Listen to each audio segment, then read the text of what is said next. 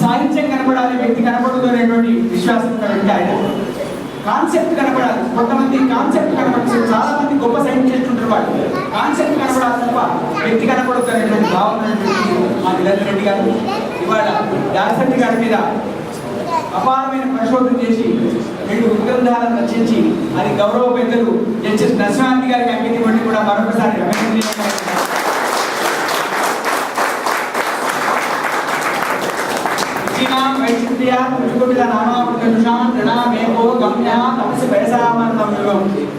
ఔచిత్యమైన పని చేయడానికి, ఔచిత్యమైన ఆలోచన రావడానికి, చక్కని సాహిత్యాన్ని రచించడానికి భగవంతుని యొక్క కృప ఉండాలి.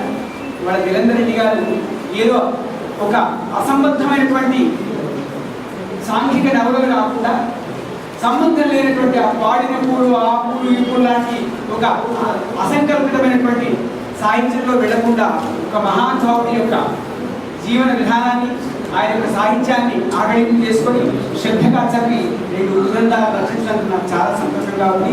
చాలా నిరంజన్ రెడ్డి గారు అన్ని రకాల డిజర్వింగ్ ఇవాళ సన్మానానికి, దాసరెడ్డి గారి యొక్క పురస్కారానికి వారిని మరొకసారి అభ్యర్థిస్తూ నరసింహారెడ్డి గారికి వారు ముఖ్యానికి ప్రసంగం చేసిన తర్వాత వేరే భక్తులు ప్రసంగం చేస్తారు. గౌరవ పెద్దలు జస్టిస్ నరసింహారెడ్డి.